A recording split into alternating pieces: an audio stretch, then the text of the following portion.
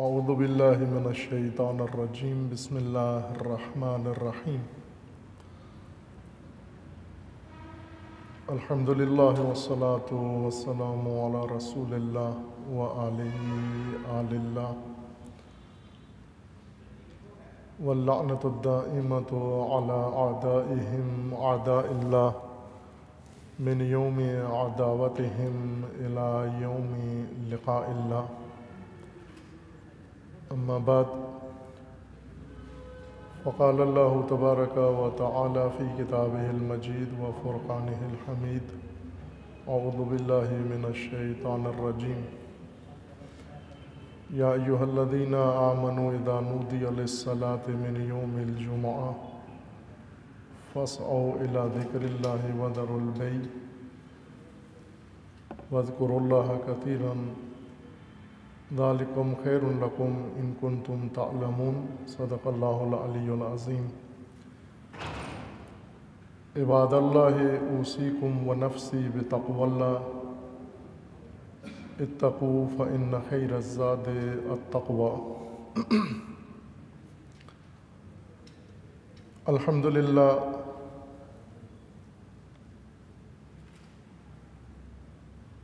آج جمعۃ المبارک اور اس شہر گوجرانوالہ میں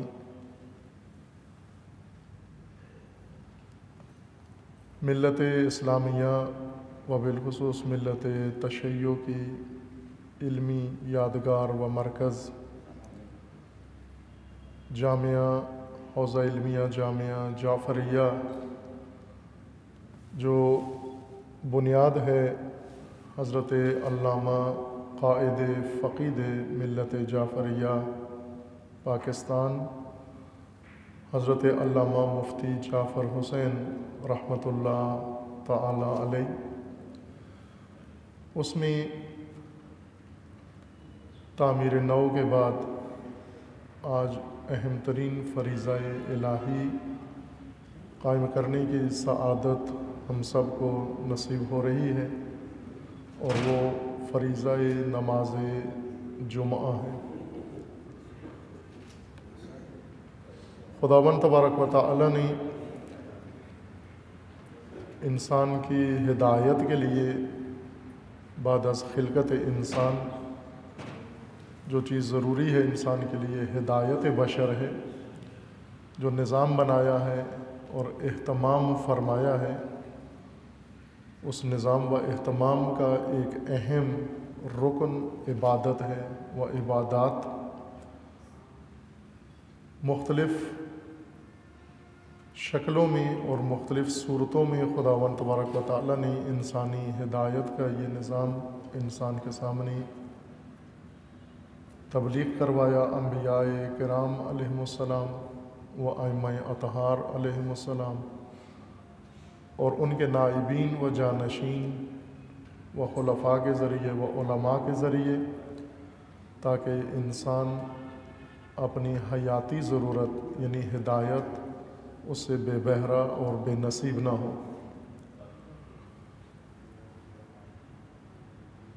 عبادات میں بہت ساری عبادات خداوند تبارک و تعالی نے مقرر فرمائی ہیں، اور ان تمام عبادات کا مرکز و محور و رکن نماز کو قرار دیا ہے۔ الصلاۃ عمود الدین، یہ مرکزی رکن ہے عمارت دین کا۔ دین کا ایک اہم شعبہ عبادت ہے، اور عبادت کی مرکزیت نماز کو ہے۔ نماز میں مختلف صورتیں و شکلیں ہیں جو انسان کے لیے توفیق فراہم کی گئی ہے۔ واجب نمازیں، ان میں ایک اہم فریضہ نماز یومیہ ہے۔ نماز یومیہ کا ایک پہلو یا ایک حصہ نماز جمعہ ہے۔ انسان کو خداوند تبارک و تعالی نے یہ دسترخوان ہدایت عطا کیا ہے، جس طرح قرآن کریم میں اللہ تعالیٰ کا فرمان ہے نبی خدا کے زبان مبارک سے کہ ربنا الذی اعطی کل شیء خلقہ ثم ہدی، میرا پروردگار وہ ہے جس نے ہر شے کو خلقت عطا کی اور خلقت کے ساتھ اسے ہدایت بھی عطا کی۔ انسان کی خلقت کے ساتھ انسان کی ہدایت دو بڑی نعمتیں ہیں انسان کے اوپر۔ نماز میں تین پہلو اہم ہیں یا تین باب بنتے ہیں ہر عبادت کے، بالخصوص نماز کے۔ ایک ہے نماز کا احکام کا پہلو، شرعی و فقہی پہلو، جو عموماً رسالہ عملیہ و توضیح المسائل میں علماء کرام و مراجع اعظام نے تدوین کیا ہے۔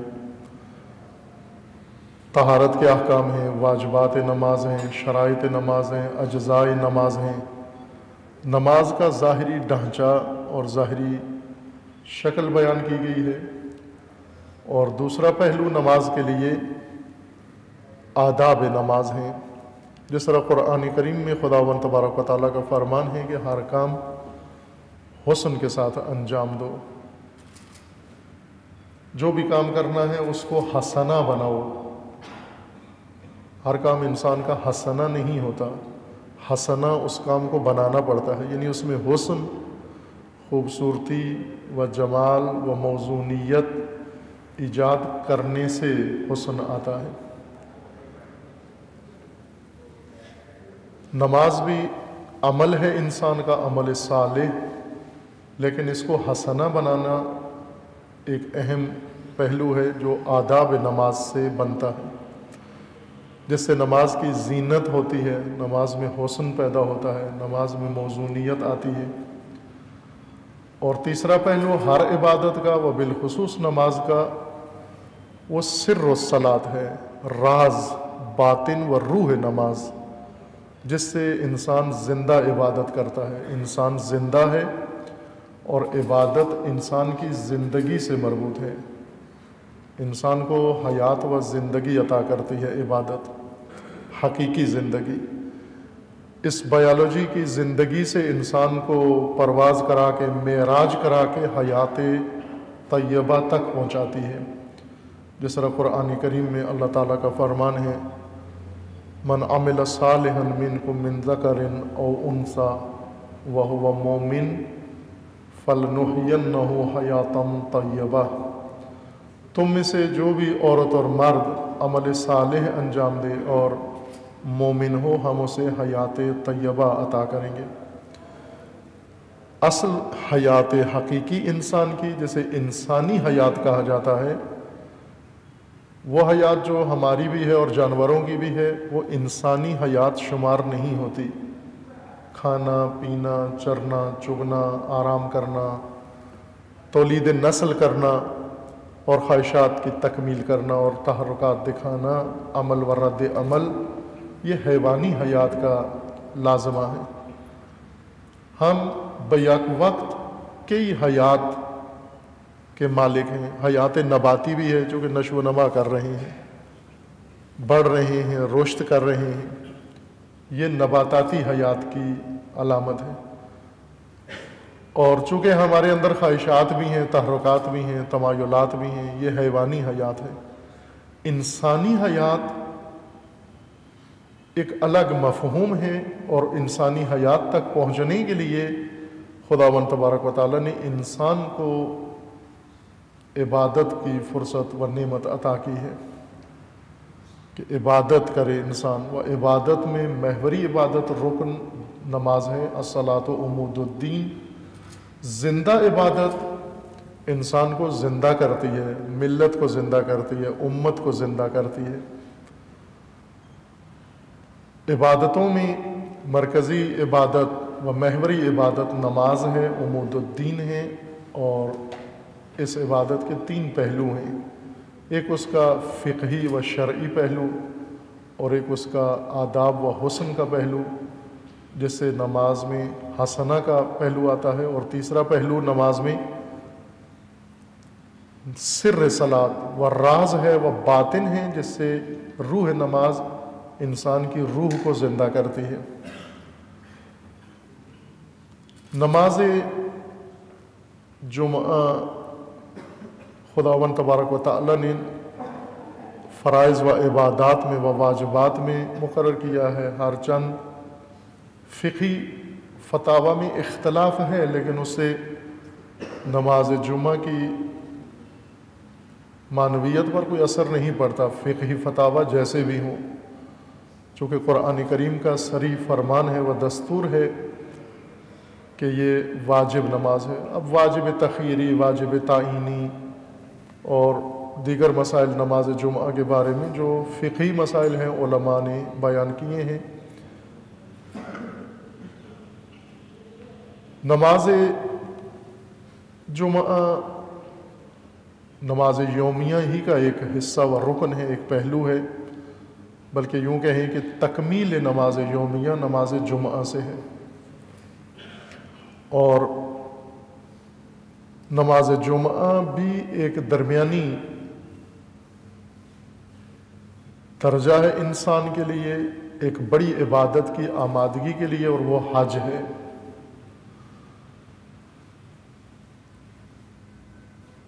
نماز جمعہ اور حج ان میں مماثلت پائی جاتی ہے. رسول اللہ صلی اللہ علیہ وآلہ وسلم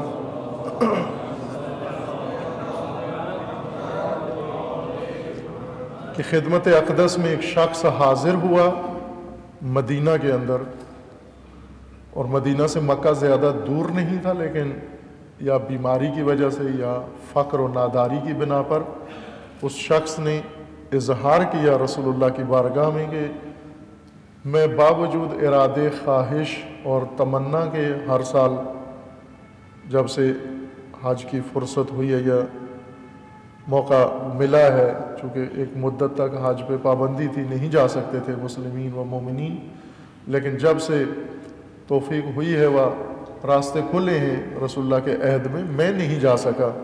باقی سب حج سے مشرف ہو گئے ہیں اور میں ابھی تک حج کی سعادت حاصل نہیں کر سکا. حضور نے اس شخص کو فرمایا کہ اگر تو حج کی سعادت حاصل کرنا چاہتا ہے اور اتنا تمنائی ہے، علیک بالجمعہ یا علیک بالصلاۃ الجمعہ، تو نماز جمعہ میں شرکت کیا کر. فإنہا حج فقراء امتی، یہ میری امت کے فقراء کا حج ہے. یہ وہی روح جو حج کے اندر خداوند تبارک و تعالی نے مقرر فرمائی ہے، وہی نماز جمعہ کے اندر ہے، محدود طور پر. البتہ آپ کی خدمت میں وہ تین پہلو جو اشارہ ہوئے ہیں ہر عبادت کے اندر اور بالخصوص نماز جمعہ میں، اس میں اہم پہلو فلسفہ نماز جمعہ ہے، جس سے انسان کو افادیت پتہ چلتی ہے. چونکہ دین ایک آفت کا شکار ہوا ہے دینداروں کی وجہ سے، ہماری وجہ سے، اور وہ یہ کہ حقیقی دین جو اللہ تعالیٰ نے مقرر فرمایا انسان کی ہدایت کے لیے، انسانی مداخلت نے اس کو رسوماتی بنا دیا ہے. اس کے ہر حصے کو، ہر پہلو کو رسوماتی شکل دے دی ہے. اور اس آفت کا شکار نماز جمعہ بھی ہے کہ نماز جمعہ ایک رسوماتی شکل میں انجام پا رہا ہے، انجام پا رہی ہے یہ نماز. اور جب اس کی رسوماتی شکل بنی ہے، نتیجہ یہ ہوا کہ جو تاثیر ہونی چاہیے نماز جمعہ کی مومن معاشرے کے اندر، لوگوں کے اندر، جماعت کے اندر، امت کے اندر، وہ کم نظر آتی ہے. اس لیے نقطہ اول آپ مومنین کرام کی خدمت میں اور دیگر مومنین جو شاید بعد میں یہ گفتگو سن سکیں، ان کی خدمت میں یہ نقطہ اشارہ کرنا ہے کہ بتدریج انشاءاللہ اگر اللہ تعالیٰ نے توفیق دی، آنے والے اوقات میں اسی موضوع کے متعلق بیشتر عرض ہوگا. نقطہ اول کے طور پر فلسفہ کیا ہے نماز جمعہ کا، کیوں مومنین کو ہفتے میں ایک مرتبہ خاص شرائط کے ساتھ اللہ تعالیٰ نے حکم دیا ہے، فرمان دیا ہے کہ وہ نماز ظہر کے بجائے نماز جمعہ قائم کریں، اور اس ترتیب و زمان و مکان کی خصوصیت کے لحاظ سے. پہلا نقطہ فلسفہ نماز جمعہ میں یہ ہے کہ یہ عبادت خداوند تبارک و تعالی ہے، اور روح عبادت اس کی باطن و معنویت سے ہوتی ہے۔ روح عبادت عبودیت ہے و بندگی۔ عبادت بندگی کے اظہار کا نام ہے۔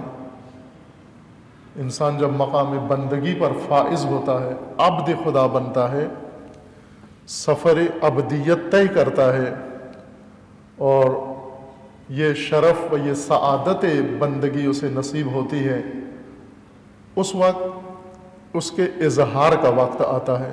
جب مقام بندگی کے قریب ہوتا ہے، اظہار کرتا ہے۔ اظہار بندگی کا نام عبادت ہے۔ عبادت سے پہلے، اس کے اظہار سے پہلے اپنی روح میں، اپنے نفس میں، اپنی جان کے اندر انسان کو عبدیت و بندگی ایجاد کرنی ہے۔ مقام بندگی تک پہنچتا ہے۔ بندگی تک پہنچنے کے لیے تفصیل ہے۔ در حقیقت قرآن کریم اگر کی جتنی تفصیلات ہیں و آیات ہیں، وہ سب انسان کو اسی مقام میں بندگی تک پہنچانے کے لیے ہیں۔ وہ ساری ڈیٹیل اس لیے ہے کہ انسان اس نقطے تک پہنچ جائے، اور انسان کے لیے سب کچھ، سارا راز اسی نقطے کے اندر پنہان ہے، بندگی و عبدیت و عبودیت کے اندر۔ جب یہ مقام انسان کو نصیب ہو جائے، کہ انشاءاللہ عرض ہوگا بعد کی توفیقات میں کہ بندگی کیسے انسان میں، وہ بندگی ہے کیا چیز، ابھی ہم اپنے آپ کو عبد نہیں بنا سکے۔ اس وقت ہم مالک ہیں، بہت ساری چیزوں کے مالک ہیں، اپنے مالک ہیں، اپنے اموال کے مالک ہیں، اپنی اشیاء کے مالک ہیں، اپنی جائیدادوں کے مالک ہیں، اپنے حقوق کے مالک ہیں، اپنے تعلقات کے مالک ہیں، اپنی حیثیات کے مالک ہیں، اپنی شخصیات کے مالک ہیں، گوناگون چیزوں کے مالک ہیں اس وقت ہم۔ اور جب انسان مالک بنتا ہے، عبد نہیں ہوتا، اس کے اندر بندگی نہیں ہوتی۔ عبدیت کے لیے مالک فقط خدا کی ذات ہے، اور جب انسان مالکیت کا دعویٰ کرتا ہے تو یہ شرک ہے انسان کے وجود کے اندر۔ جو بھی انسان احساس مالکیت رکھتا ہے کہ میں مالک ہوں، تو گویا مالک حقیقی کے مقابلے میں دعوی مالکیت کر رہا ہے۔ بے شک خدا رب ایک ہے، معبود ایک ہے، لیکن مالک دو ہیں، وہ بھی مالک ہے اور میں بھی مالک ہوں۔ یہیں سے بندگی کے دائرے سے باہر چلا جاتا ہے، اور انسان کے ہاں سارا فساد ہی مالکیت کی وجہ سے ہے۔ ہم ہر چیز کو اپنی مالکیت بنانے میں مصروف ہیں، اس دوڑ کے اندر سارے ہم شریک ہیں، جس نے ہمیں بندگی سے دور کر دیا ہے۔ نماز جمعہ پہلا عنوان و پہلا تعارف نماز جمعہ کا یہ کہ یہ عبادت خداوند تبارک و تعالی ہے، وہ بہت ہی اشرف و اعلیٰ و افضل عبادت ہے، دوسری عبادات سے برتر عبادت ہے۔ نماز جمعہ مقید ہے خاص زمان کے ساتھ اور خاص مکان کے ساتھ کہ اس کو کس ترتیب سے انجام دیا جائے۔ زمان معین کے اندر زوال کے فوراً آغاز سے ہی نماز جمعہ کا وقت شروع ہو جاتا ہے۔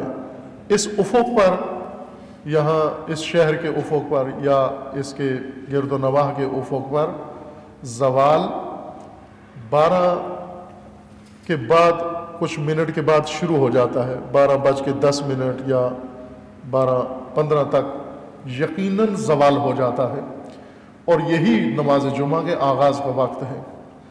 اور اس کے بعد کتنی دیر تک نماز جمعہ کا وقت رہتا ہے، اس کا حکم روایات میں و علماء نے یہ ذکر کیا کہ اگر آپ ایک شاخص، فقہی اصطلاح ہے شاخص، نصب کریں، شاخص یعنی کوئی لکڑی، کوئی سیدھی شے زمین کے اوپر اس طرح سے دھوپ کے اوپر کھڑی کریں سیدھی، جب اس کا سایہ اس کے برابر ہو جائے، جیسے یہ چھڑی ہے، اس کا جتنی مقدار ہے اس کا سایہ اس سے چھوٹا ہوتا ہے۔ جب زوال ہوتا ہے چھڑی بڑی ہے اور سایہ چھوٹا ہے۔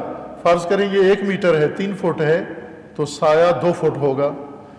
جب یہ سایہ بھی 3 فٹ کا ہو جائے، اگر چھڑی 3 فٹ کی ہے، سایہ بھی 3 فٹ کا ہو جائے، اتنی دیر تک نماز جمعہ کا وقت رہتا ہے۔ اور جب سایہ برابر ہو جائے اس شے کے مقدار میں جتنی وہ شے کی لمبائی ہے، یہاں سے نماز جمعہ کا وقت ختم ہو جاتا ہے۔ لیکن یہاں پر پاکستان میں چونکہ رسوماتی شکل اختیار کر لی عبادات نے، واز جملہ نماز جمعہ نے، یہاں منتظر رہتے ہیں فیکٹریاں کب آف ہوتی ہیں، دفتروں سے کب چھٹیاں ہوتی ہیں، مارکیٹ کب بند ہوتی ہے، گاہک کب جاتے ہیں، چھٹی کب ملتی ہے، باس کب راضی ہوتا ہے، مالک کب چھوڑتا ہے ہمیں۔ خوب اس 1 بجے 1:30 بجے آتے ہیں نماز جمعہ قائم کرنے کے لیے، جب نماز جمعہ کا وقت شرعی ختم ہو گیا ہوتا ہے۔ بہرکیف چونکہ بندگی ہے، بندگی خدا انسان کو غیر اللہ کی بندگی سے آزاد کر دیتی ہے۔ اس بندگی کا اثر یہ ہے کہ اس بندگی سے انسان اللہ کے علاوہ ہر ایک کی قید سے آزاد ہو جاتا ہے، اور آزادی کی ایک علامت یہ ہے کہ اذا نودی للصلاۃ من یوم الجمعہ، جب تمہارے رب کی طرف سے ندا آ جائے کہ میرا بندہ میری بارگاہ میں آ جا، تو یہاں سے پتہ چلتا ہے کہ انسان کس کا بندہ ہے، دکان کا بندہ ہے، تجارت کا بندہ ہے، لہو کا بندہ ہے، لعب کا بندہ ہے۔ سورہ جمعہ کے اواخر میں یہی بتایا گیا ہے کہ اذا رأوا تجارتا او لہوا انفضوا الیہا، نماز جمعہ کے وقت یا دوران جب لہو اور تجارت دیکھتے تھے کہ گاہک آ گیا ہے، نماز جمعہ چھوڑ کے چلے جاتے تھے، یا آتے ہی نہیں یا چھوڑ کے چلے جاتے تھے۔ انفضوا الیہا وترکوک قائما، رسول اللہ محراب میں تنہا کھڑے رہتے اور یہ چھوڑ کر چلے جاتے کہ یہ دکان کا کاروبار کا وقت ہے۔ اسی سے انسان کو پتہ چل جاتا ہے کہ کس کا بندہ ہے، عبد المال ہے یا عبداللہ ہے، عبد الرزق ہے یا عبداللہ ہے، عبد تجارت ہے یا عبداللہ ہے، عبد ہے اپنے کام کا یا عبد خدا ہے۔ بندگی ان موقعوں پر انسان کو مظاہرہ کرنا پڑتا ہے۔ نماز جمعہ زوال شرعی سے شروع ہوتا ہے، اور زوال شرعی یعنی جب سورج بالکل آپ کے سر کے اوپر پہنچ جاتا ہے۔ زوال شرعی گھڑی دیکھ کر یا اخبار پڑھ کے نہیں کشف کریں، ان میں مختلف لکھا ہوتا ہے۔ آسان ہے زوال شرعی کہ جب سورج آپ کے سر پہ آ جائے اور آپ کے سر سے مغرب کی طرف ڈلنا شروع ہو، مائل ہو، سایہ آپ کا اس سورج کی مخالف سمت میں ہو جائے، یہ زوال شمس ہے۔ بالکل آپ کے سر کے اوپر سے جب سورج گزرتا ہے، ایک لمحے کے لیے بھی اگر گزرتا ہے تو وہی لمحہ زوال کہلاتا ہے۔ آسان ہے تشخیص زوال کی، کہ آج کل گھڑیوں کی مدد سے کر سکتے ہیں کہ اشارہ کیا 12:15 12:15 تک اس افق کے مطابق زوال یقیناً ہو جاتا ہے، اور جب تک سایہ شاخص کے برابر نہ ہو اس وقت تک نماز جمعہ کا وقت باقی رہتا ہے، اور اسی کے دوران نماز جمعہ قائم ہونا چاہیے۔ اسی طرح نماز جمعہ کے لیے شرط ہے کہ ایک فرسخ کے اندر 2 نماز جمعہ نہ ہو۔ ایک فرسخ کے اندر، ایک فرسخ کا علاقہ، وہاں تک نماز جمعہ دوسری جگہ پر نہ قائم ہو رہی ہو، کہ یہ شرعی حدود اکثر جگہوں پر مراد نہیں کی جاتی، لیکن یہاں الحمدللہ یہ فاصلہ ظاہراً پورا ہے، اور کرنا چاہیے مومنین کو، چونکہ بندگی خدا ہے۔ جس طرح زمان معین ہے، مکان بھی اس کا معین ہے۔ جامع مسجد میں ہو نماز جمعہ، امام کی خاص شرائط ہیں، اور نماز جمعہ کی یہ شرط ہے کہ کم از کم 7 افراد اس کے اندر حاضر ہوں۔ 7 سے کم اگر ہیں تو نماز جمعہ قائم نہیں ہو سکتا، کہ البتہ فتاویٰ مختلف میں بعض نے 5 بھی لکھا ہے، لیکن 7 افراد اگر ہوں تو یقین کامل ہو جاتا ہے کہ اب نماز جمعہ قائم ہو سکتا ہے۔ 7 بالغ افراد۔ نماز جمعہ کے احکام میں چند احکام چونکہ ضروری ہیں آغاز میں ہی مومنین کی خدمت میں ہو، اس لیے کہ بعض مومنین مقامی نہیں، دور سے آئے ہوئے ہیں، مسافر ہیں۔ مسافر کا نماز جمعہ، مسافر کو چھوٹ دی گئی ہے عبادتوں کے اندر، نماز قصر ہوتی ہے اس کی، 4 رکعت کی نماز 2 رکعت ہو جاتی ہے، باقی اتنی ہی رہتی ہے مسافر کے لیے، صبح کی نماز، مغرب کی نماز، لیکن جو نمازیں 4 رکعات ہیں وہ مسافر اگر سفر پر ہے تو وہ 2 رکعت میں بدل جاتی ہیں۔ اگر مسافر نماز جمعہ مسافرت میں ہے تو نماز جمعہ واجب نہیں اس پر، لیکن اگر آ گیا ہے، حاضر ہو گیا ہے نماز جمعہ میں، تو پھر اس پر واجب ہے، وہ واجب کی نیت سے نماز جمعہ پڑھ سکتا ہے اور مجزی ہے، کافی ہے، اس سے نماز جمعہ پڑھ سکتا ہے۔ نماز جمعہ کی شرائط میں سے امام، میں بعد میں اشارہ کروں گا کہ نماز جمعہ اصل میں ایک الہی نظام کا حصہ ہے، اور یہ منصب مختص ہے حاکم کے لیے، حاکم اسلامی کے لیے، امام امت کے لیے، کہ نماز جمعہ یا خود قائم کرے یا اپنا نائب مقرر کرے۔ یہ در حقیقت امامت کا حصہ ہے نماز جمعہ۔ نماز جماعت بھی امامت کا حصہ ہے اور حج بھی امامت کا حصہ ہے۔ نماز جمعہ امامت کا حصہ ہے کہ امام مسلمین، حاکم مسلمین، وہ خود اقامہ کرے نماز جمعہ یا اس کا مقرر کردہ نائب اس کا یا نمائندہ اس کا مقرر قائم کرے نماز جمعہ۔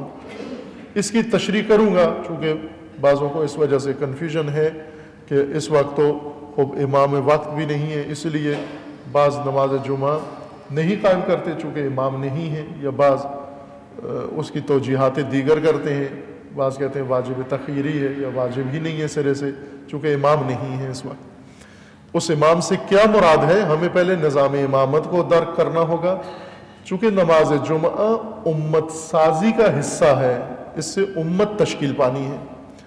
رسول اللہ نے فرمایا کہ جو حج نہیں کر سکتے نماز جمعہ میں جائیں، اس لیے کہ جو مقصد حج میں حاصل ہونا ہے وہ نماز جمعہ میں حاصل ہونا ہے، اور حج فقط ثواب کے لیے نہیں یا رسومات کے لیے نہیں بلکہ امت تشکیل دینے کے لیے ہے، اور امت کا امام کی بارگاہ میں جانے کا نام امام ہے، حج ہے۔ اسی طرح نماز جمعہ بھی امامت و امت کا حصہ ہے۔ امام کے لیے خاص شرائط ہیں کہ خطیب جمعہ و امام جمعہ وہ کیا کچھ شرائط خود رکھتا ہو، اور کن شرائط کا واجد ہو، مالک ہو، اور کیا اسے نماز جمعہ میں بیان کرنا چاہیے۔ نماز جمعہ ترتیب اس کی اس طرح سے ہے کہ 2 خطبے ہیں اور 2 رکعت نماز ہے۔ 2 خطبے نماز کا حصہ ہیں، 2 خطبے سننا واجب ہے توجہ کے ساتھ، یعنی جس طرح نماز کے اندر آپ کوئی اور کام نہیں کر سکتے جو نماز کے بطلان کا باعث بنے، خطبوں کے دوران بھی آپ کوئی اور ایسا کام نہیں کر سکتے جو یہ بتا دے کہ آپ خطبہ نہیں سن رہے۔ مثلا ایک آدمی موبائل لے کے موبائل پہ بات کر رہا ہے، موبائل پہ میسج کر رہا ہے، کھیل رہا ہے، خوب یہ خطبہ نہیں سن رہا، باطل ہے، اس کا حضور باطل ہے خطبے کے دوران۔ یا بعض ایسے ہوتے ہیں گھڑی دیکھتے رہتے ہیں کہ ابھی تو نماز نہیں ہوئی، خطبے ختم ہو جائیں پھر میں نماز میں جاؤں، نہ، یہ حضوری نماز جمعہ ہے، کامل نہیں ہے۔ مکمل نماز جمعہ یہ ہے کہ آپ خطبہ اول سے، آذان سے شروع ہوں اور اختتام رکعت نماز جمعہ تک اس میں شامل ہوں تو آپ کی نماز کامل ہے۔ خطبات جمعہ میں خطیب کے لیے یہ حکم ہے کہ امت سازی، 2 خطبے امت سازی کے لیے دے، امت کے متعلقہ مسائل کے لیے دے، کہ اس بارے میں روایات بھی ہیں معصومین علیہ السلام کی کہ انشاءاللہ عرض ہوں گے آپ کی خدمت میں۔ خطبہ اول میں پہلے 4 چیزیں یا 5، بعض فقہا نے 5 چیزیں لکھی ہیں، بعض نے 4 لکھی ہیں، 5 چیزیں کم از کم، یہ 4 چیزیں بیان کرنا ضروری ہے۔ ایک، حمد و توحید خداوند تبارک و تعالی، یہ پہلا واجب ہے نماز جمعہ کے خطبے کا حصہ ہے۔ توحید کا ذکر کرنا، بندگی خدا و وحدانیت خداوند تبارک و تعالیٰ کا اقرار اور اظہار، یہ واجبات نماز جمعہ میں سے ہے۔ دوسرا، درود و سلام رسول اللہ صلی اللہ علیہ وآلہ وسلم کی ذات پر،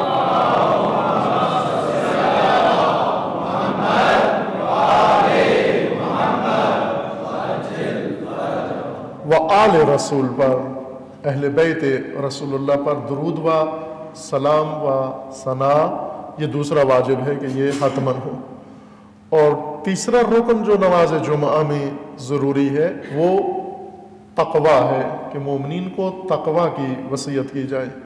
ہر جمعہ کے اندر، اگرچہ وہی مومنین آئیں گے، ظاہر ہے ایک علاقے کے اندر جب نماز جمعہ برپا ہے تو اسی علاقے کے مومنین آئیں گے اور ہر جمعہ کو آئیں گے، اور ہر جمعہ کو ان کو تقویٰ کی تلقین کی جائے، لیکن نہ رسم کے طور پر، بلکہ جیسے اشارہ کیا تھا کہ نماز جمعہ امت سازی کا ایک ذریعہ ہے کہ بندگی کی بنیاد پر، توحید کی اساس پر امت بنائی جائے، الہی اور توحیدی امت۔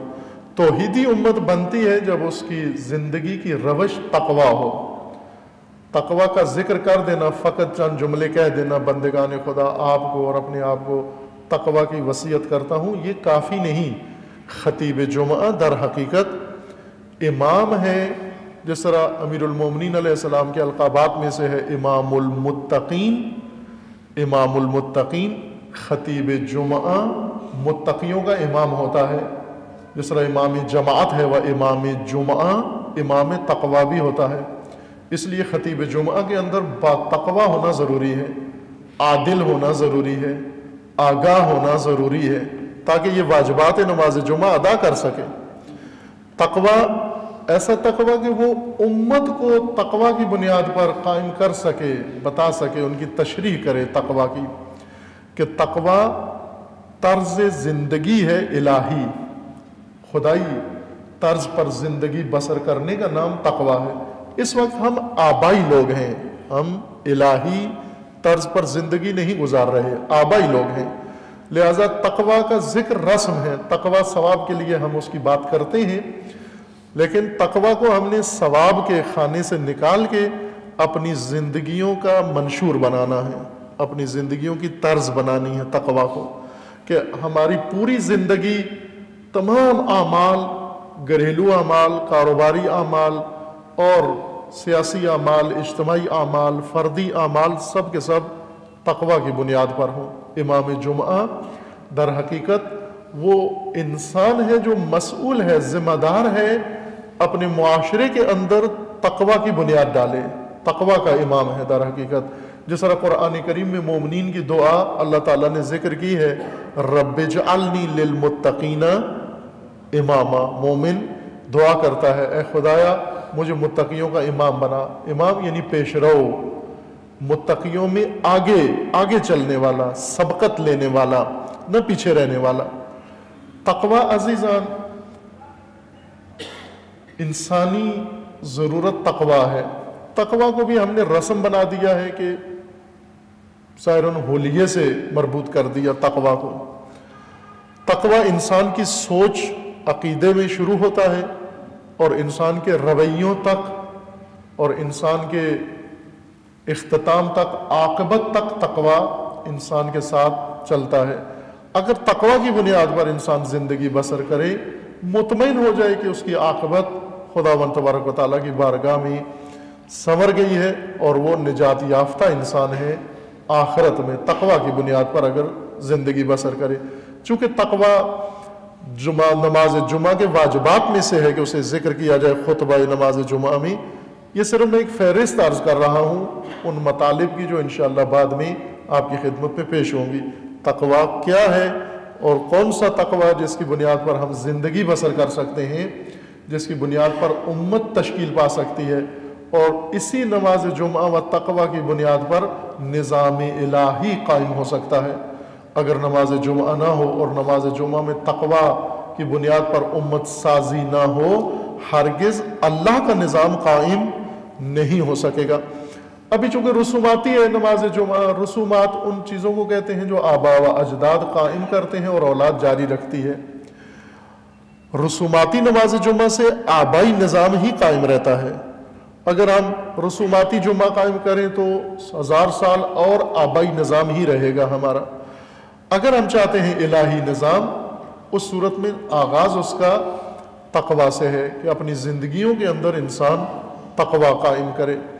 واجب دیگر جو امام جمعہ کے لیے نماز جمعہ کے ارکان میں سے ہے، وہ ضروری ہے، وہ یہ کہ آگاہی دے مومنین کو امام جمعہ کے روز، چونکہ امام مسلمین فقط تبرکن خطاب نہیں کرے گا امت سے کہ امت امام کو دیکھ لے اور امام امت کو دیکھ لے، یا خطیب جمعہ خطابت کر دے اور امت سن لے، یہ بولنے کا ثواب لے لے اور لوگ سننے کا ثواب حاصل کر لیں، بلکہ فریضہ ہے دونوں کا، خطیب جمعہ و مقتدی و معمومین جو نماز جمعہ کے اندر شرکت کرتے ہیں، کہ مقصد نماز جمعہ، فلسفہ نماز جمعہ تحصیل کریں و حاصل کریں۔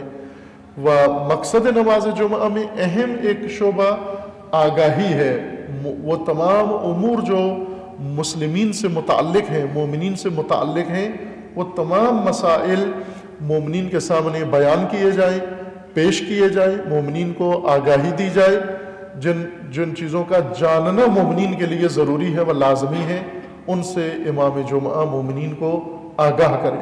یہ واجبات نماز جمعہ ہیں۔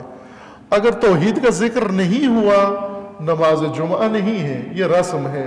اگر درود و سلام رسول اللہ و آل رسول پر نہیں ہوا، یہ بھی نماز جمعہ نہیں ہے، یہ ایک رسم ہے جو ادا ہوئی ہے۔ اور اسی طرح اگر تقویٰ کا تذکرہ نہیں ہوا، و تقویٰ کی تشریح نہیں ہوئی، و تقویٰ کی تفصیلات بیان نہیں ہوئی، اور مومنین تقویٰ سے آگاہ نہ ہوئے، یہ نماز جمعہ نہیں ہوگا جو واجب الہی ہے۔ اور اگر آگاہی نہ دی گئی مومنین کو و مسلمین کو ان امور کے بارے میں جو ان سے متعلق ہیں، یہ اس وقت عبادت الہی شمار نہیں ہوتی، یہ ایک رسم ہے۔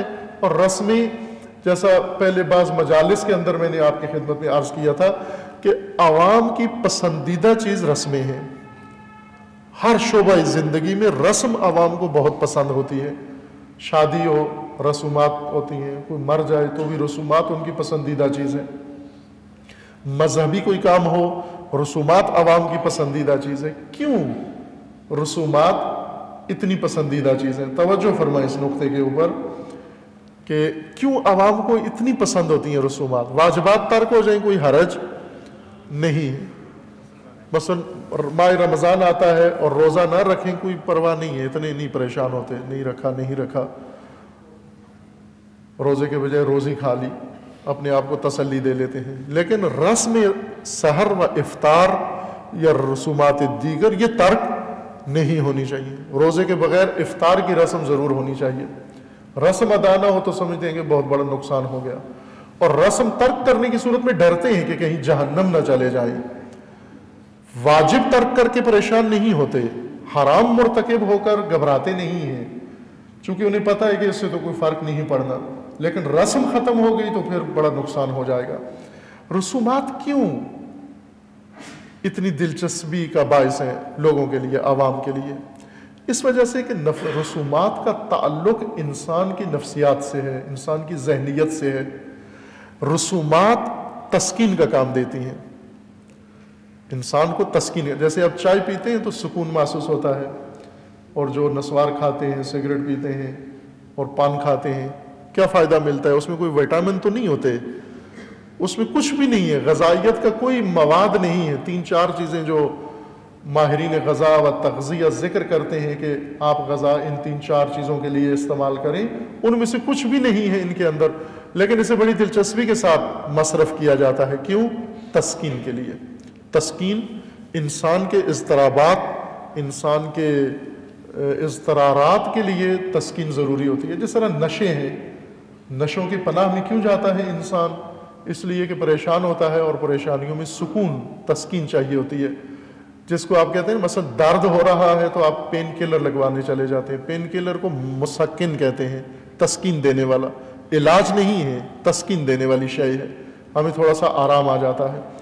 رسومات انسان کو تسکین دیتی ہیں، انسان نفسیاتی طور پر تسکین محسوس کرتا ہے کہ رسم چھوٹ جائے تو اس کو اضطراب پیدا ہو جاتا ہے اس کے اندر۔ رسومات بجا لا کر ہم اکتفا کر کے ہم سمجھتے ہیں کہ ہم نے اپنا فریضہ ادا کر لیا، تسکین پا لی ہم نے۔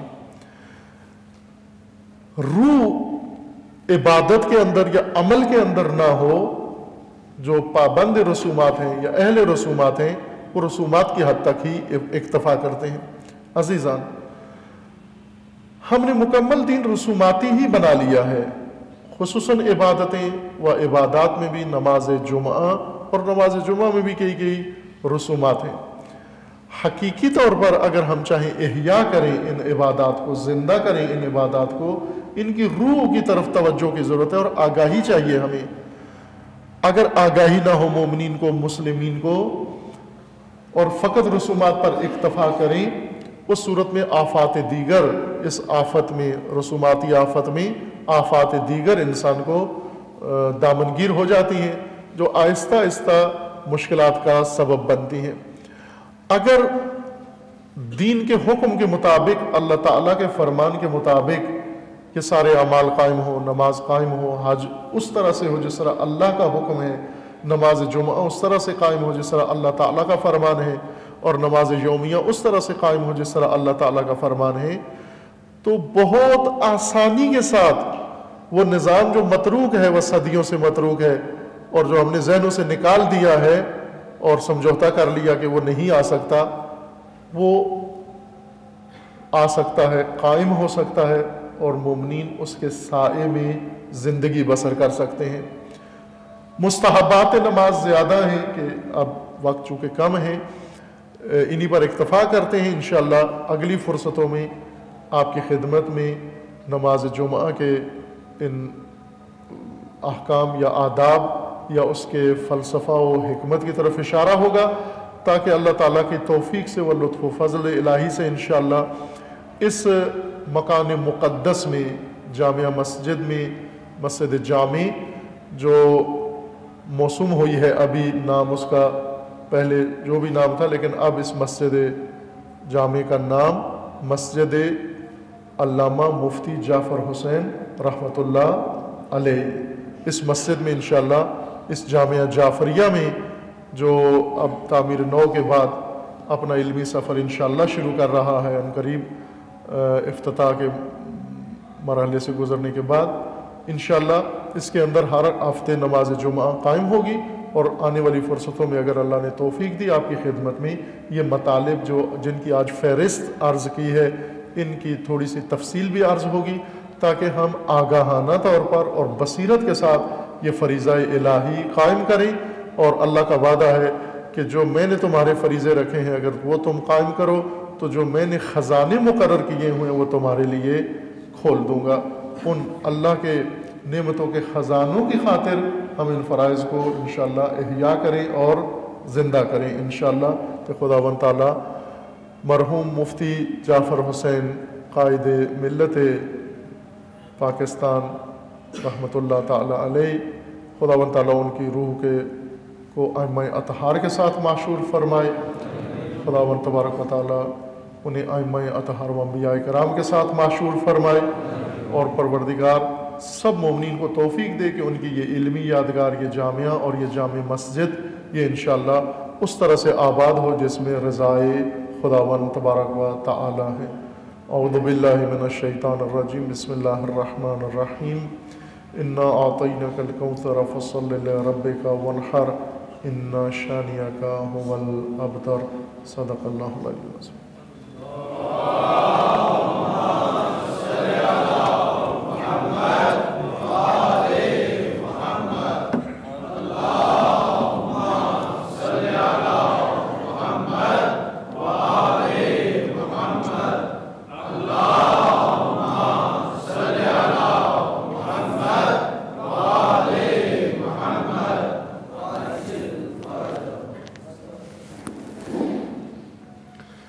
اعوذ باللہ من الشیطان الرجیم، بسم اللہ الرحمن الرحیم، الحمدللہ والصلاة والسلام علی رسول اللہ وآلہ آل اللہ، لا سیما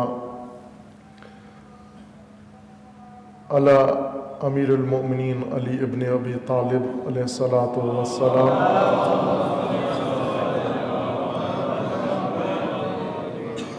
وفاطمة الزہرا سیدۃ النساء العالمین، وسیدی شباب الجنہ وسبطی الرحمہ الحسن والحسین علیہم السلام،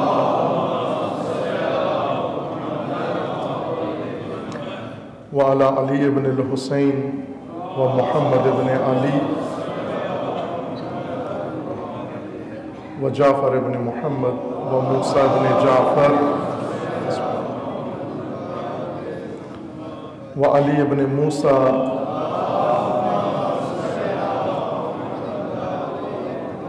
ومحمد ابن علی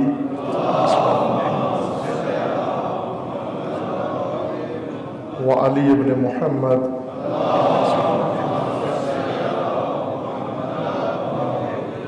والحسن ابن علی علیہ السلام والحجت ابن الحسن القائم المہدی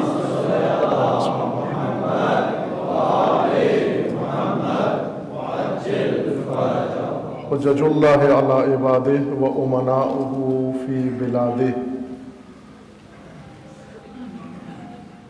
واللعن علی اعدائہم اعداء اللہ من یوم عداوتہم الی یوم لقاء اللہ عباد اللہ اوصیکم ونفسی بتقوی اللہ اتقوا اللہ فإن خیر الزاد التقوی۔ بندگان خدا، آپ سب کو اور اپنے نفس کو تقوی کی وصیت کرتا ہوں۔ تقوی اختیار کریں اپنی تمام زندگی میں، اپنے روزمرہ میں، اپنے تفکرات میں، تخیلات میں، خیالات میں، گفتگو میں، ہر عمل کے اندر، انفرادی عمل میں، گھریلو عمل میں، کاروباری عمل میں، خاندانی عمل میں، اجتماعی عمل میں، سیاسی عمل میں تقوی خدا کو اپنائیں کہ انسان کی زندگی کی نجات فقط تقوی کے اندر ہے۔ قرآن کریم میں خداوند تبارک و تعالی نے ہر چیز انسان کی سعادت و ہدایت کے ساتھ جو مربوط تھی اسے تقوی سے مربوط فرما دیا ہے۔ قرآن ہدایت متقین کے لیے، رسول اللہ امام ہے متقین کے لیے، اللہ کی ذات پروردگار ہے، وہ رحمان ہے، وہ رحیم ہے، اور اس کی خاص نعمتیں متقین کے لیے ہیں، جنت متقین کے لیے ہے، دین متقین کے لیے ہے، کرامت و سعادت متقین کے لیے ہے، اور متقین در حقیقت امام و پیشوا ہیں بشریت کے لیے، کہ خداوند تبارک و تعالی متقین کو پسند کرتا ہے، وغیر متقی مبغوض خدا و مغضوب خداوند تبارک و تعالی ہیں، جن سے ہر نماز میں انسان براءت کا اعلان کرتا ہے کہ میں نہ خود مغضوب خدا ہوں، نہ میں مبغوض خدا ہوں۔ یہ دو حالتیں سب سے زیادہ انسان کے لیے ہلاکت میں ڈالنے والی ہیں، کہ مبغوض ہو جائے اللہ کے سامنے اور مغضوب خدا انسان بن جائے، کہ خدا سب کو توفیق تقوی عطا فرمائے انشاءاللہ۔ خطبات نماز جمعہ میں جیسے اشارہ کیا تھا، واجبات نماز میں ایک اہم واجب مومنین کو آگاہی دینا ہے۔ یہ ایام تاریخ کے مطابق منسوب ہیں حضرت فاطمہ الزہرا سلام اللہ تعالی علیہ وسلم۔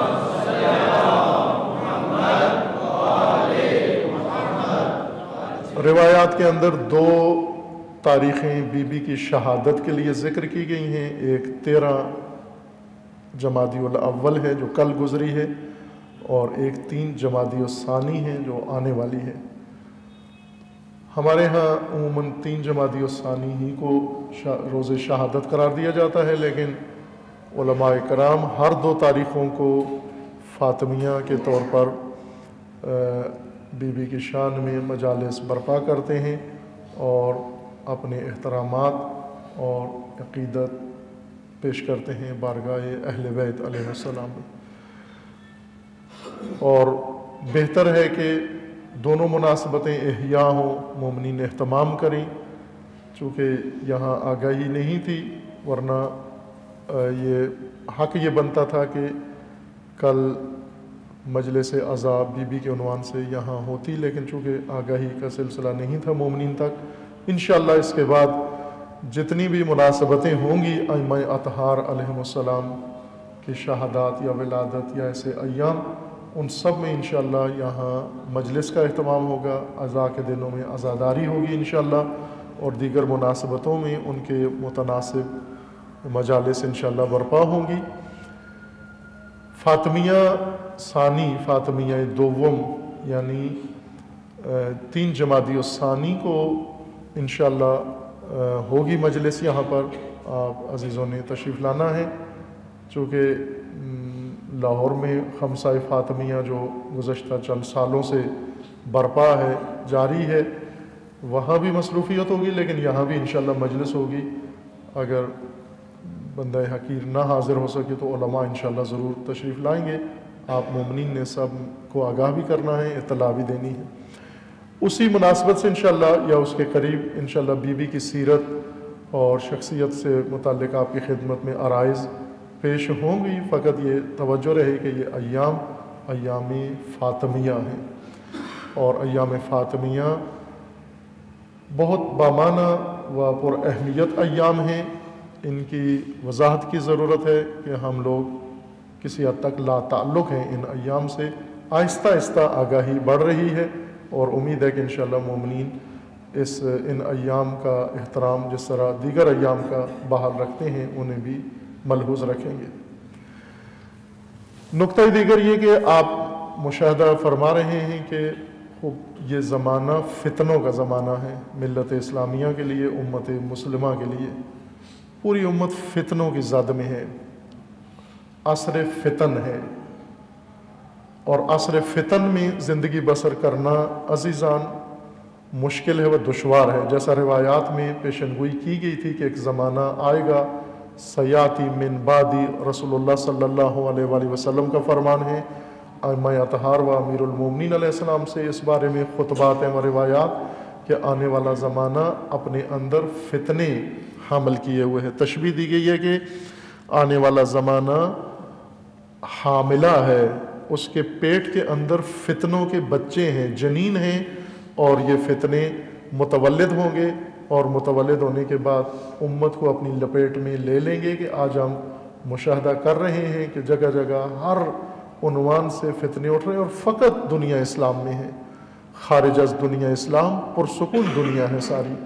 آپ پوری دنیا میں اگر مشاہدہ کریں، سروے کریں، دنیا اسلام کے علاوہ سب پرسکون زندگی بسر کر رہے ہیں. اور مسلمان افریقہ میں ہوں، وہ مشرق وسطیٰ میں ہوں، وہ مشرق بعید میں ہوں یا مشرق قریب میں ہوں، وہاں پر مسلمان مشکلات کا شکار ہیں فتنوں کی بنا پر. فتنوں کے زمانے میں زندگی بسر کرنے کا جو طریقہ ہے وہ خاص ہے، ہمیں خصوصی رہنمائی دی گئی ہے. ایک کتاب ہے فتنہ آخر الزمان، امیر المومنین علیہ السلام کے خطبے کی تشریح ہے، اور چھپ کے یہ آپ کی خدمت میں ہے. اس سے بھی آپ استفادہ کر سکتے ہیں. اس میں امیر المومنین علیہ السلام نے فرمایا کہ فتنوں کے ایام میں زندگی بسر کرنے کے لیے بصیرت کی ضرورت ہے.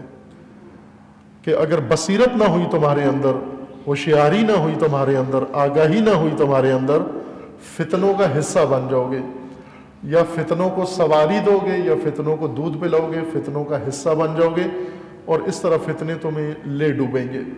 اور اس وقت یہ فتنے اپنی اوج پر ہیں، اور ظاہر ہے کہ جیسا امیر المومنین علیہ السلام نے فرمایا کہ فتنے جب سر اٹھاتے ہیں اور ان کے شعلے بھڑکتے ہیں، فتنے اندھے ہوتے ہیں، فتنوں کی آنکھ نہیں ہوتی، اندھے فتنے ہوتے ہیں. اندھا فتنہ دیکھتا نہیں ہے کہ میں جس کو جلا رہا ہوں، لپیٹ رہا ہوں، ہلاک کر رہا ہوں، یہ بے قصور ہے. فتنے کی آنکھ نہیں ہوتی، فتنے میں شعور نہیں ہوتا، وہ قصوروار اور بے قصور کو الگ نہیں کرتا، نہ اس کے پاس فتنے کے پاس یہ ضرورت ہے، نہ مہلت ہوتی ہے.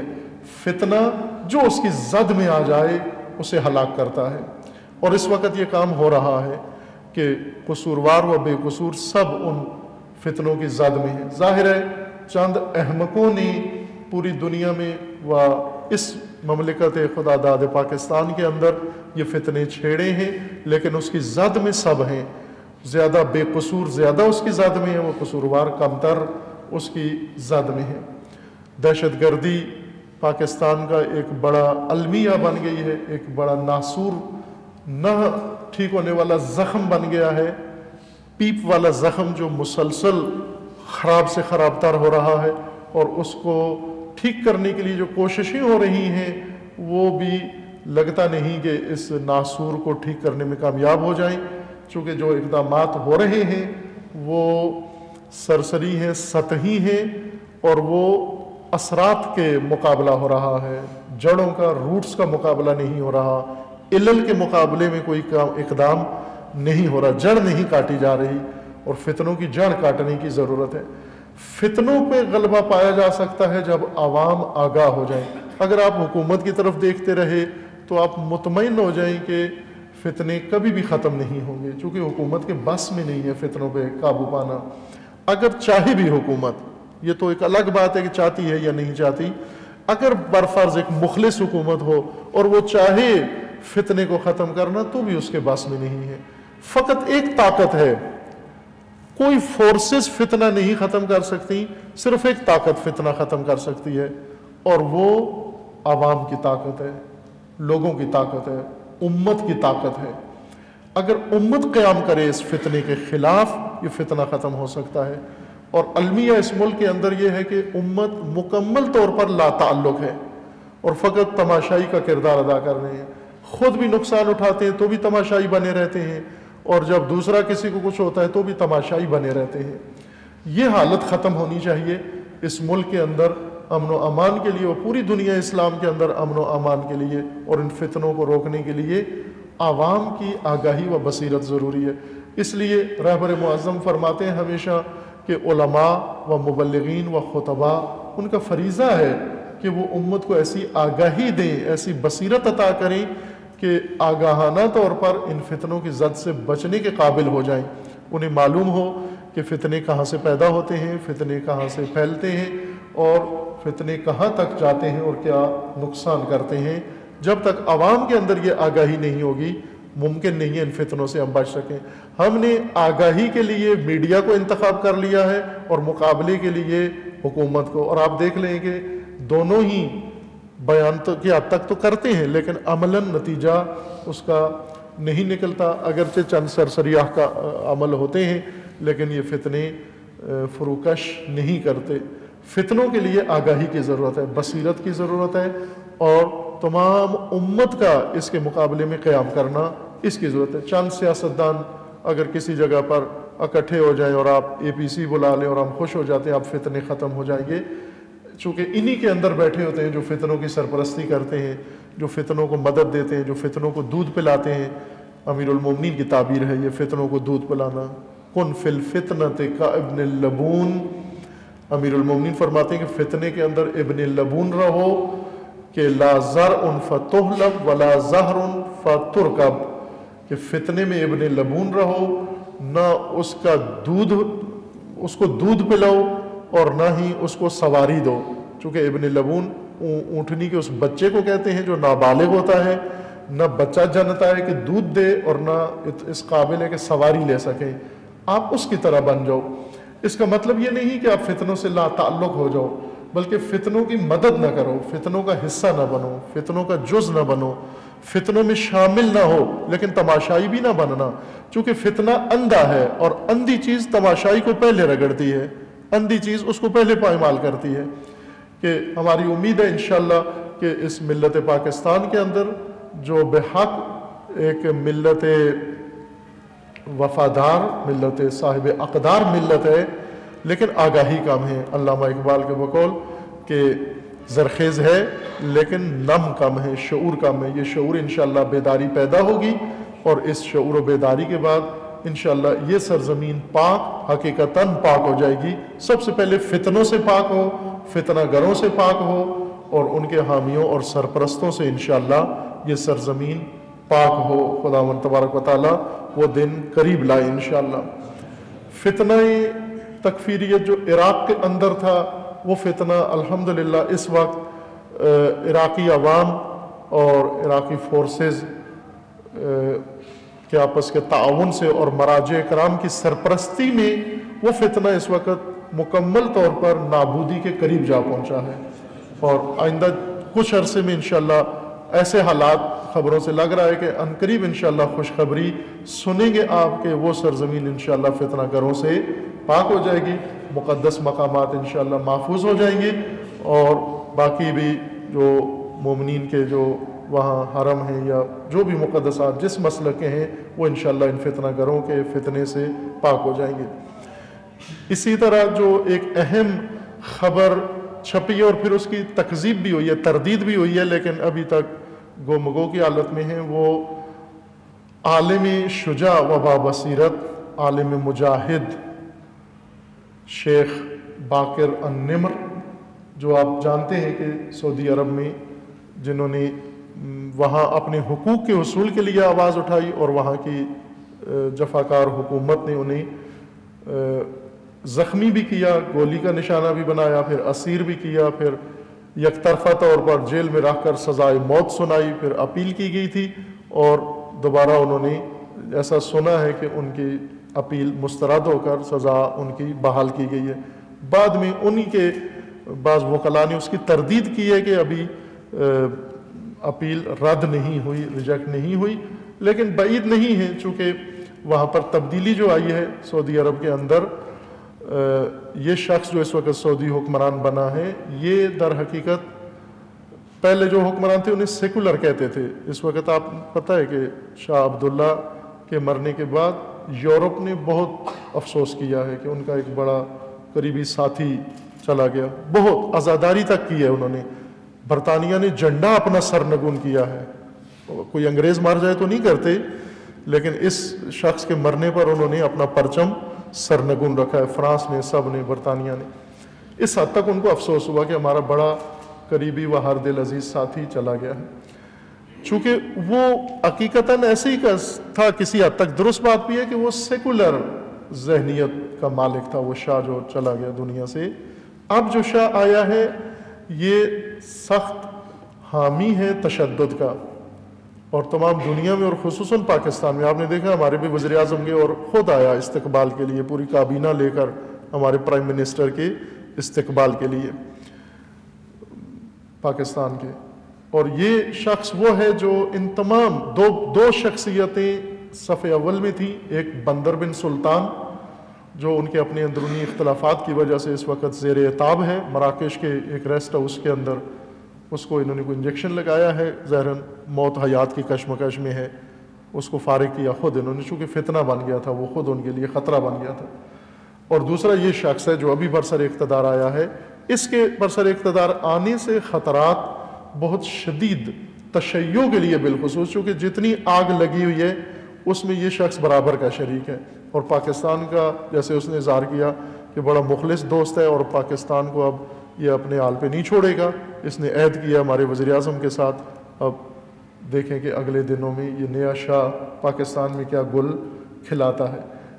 بعید نہیں ہے کہ یہ کرے، اس اپیل کو رد کر کے عمل درآمد بھی کرے، چونکہ اس خاندان سے اور اس حکومت سے بعید نہیں ہے، کوئی بھی حماقت کر سکتے ہیں، اس سے پہلے بڑی بڑی حماقتیں کر چکے ہیں یہ لوگ۔ لیکن یہ عالم مجاہد جو ایک سمبل ہے اس وقت سعودی عرب کے اندر، حق پرستی کا، شجاعت کا، دلیری کا، ہماری دعا ہے کہ خداوند تبارک و تعالی اسے استقامت عطا فرمائے انشاءاللہ، اور پروردگار انہیں اس زندان اسارت سے خداوند تعالی نجات عطا فرمائے انشاءاللہ۔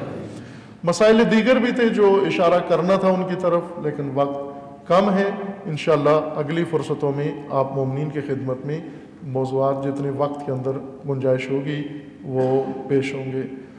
دعا کرتے ہیں خداوند تبارک و تعالیٰ کی بارگاہ میں، اللہم بحق اسمک العظیم الاعظم الاعز الاجل الاکرم، یا اللہ یا اللہ یا اللہ یا اللہ یا اللہ یا اللہ۔ خداوندہ بحق محمد و آل محمد تمام مومنین کو، تمام مسلمین کو، امت مسلمہ کو ظلم و ستم سے نجات عطا فرما، تمام امت اسلامیہ کو فتنوں سے رہائی عطا فرما، ان ظالمین کو ظلم سمیت نیست و نابود فرما، ان فتنہ گروں کو فتنہ بازوں سمیت نیست و نابود فرما، ان کے حامیوں سرپرستوں کو نیست و نابود فرما، امت اسلامیہ کے اندر اتحاد و اتفاق قائم فرما، امت اسلامیہ کو بیداری و شعور عطا فرما، مملکت پاکستان کی حفاظت فرما، اس ملک کو اندرونی بیرونی دشمنوں سے محفوظ فرما، ملک کے ساتھ خیانت کرنے والوں کو نیست و نابود فرما۔ خداوندہ بحق محمد و آل محمد اس ملک کے اندر امن و امان قائم فرما، دہشت گردی، فرقہ واریت، فتنہ و فساد و نفاق پھیلانے والوں کو نیست و نابود فرما، ان کے حامیوں سرپرستوں کو نیست و نابود فرما، حزب اللہ کو کامیابی عطا فرما، سید مقاومت سید حسن نصر اللہ کی حفاظت فرما، رہبر معظم انقلاب اسلامی کا سایہ دراز فرما، انقلاب اسلامی کو دشمنوں کے شر سے محفوظ فرما، انقلاب اسلامی کو انقلاب امام زمن سے متصل فرما۔ خداوندہ پیروان امیر المومنین عزاداران سید الشہداء جہاں کہیں بھی ہیں، بالخصوص پاکستان میں ان کے عزت و مال و جان و ناموس کی حفاظت فرما۔ خداوندہ اپنے ولی حق ولی اللہ العظم اجل اللہ تعالی فرج و شریف کا جلد از جلد ظہور فرما، ہمیں حضرت کے اعوان و انصار میں سے ہونے کی توفیق عطا فرما۔ اعوذ باللہ من الشیطان الرجیم، بسم اللہ الرحمن الرحیم۔ قل هو الله احد الله الصمد لم يلد ولم يولد ولم يكن له كفوا احد۔ صدق اللہ العلی العظیم۔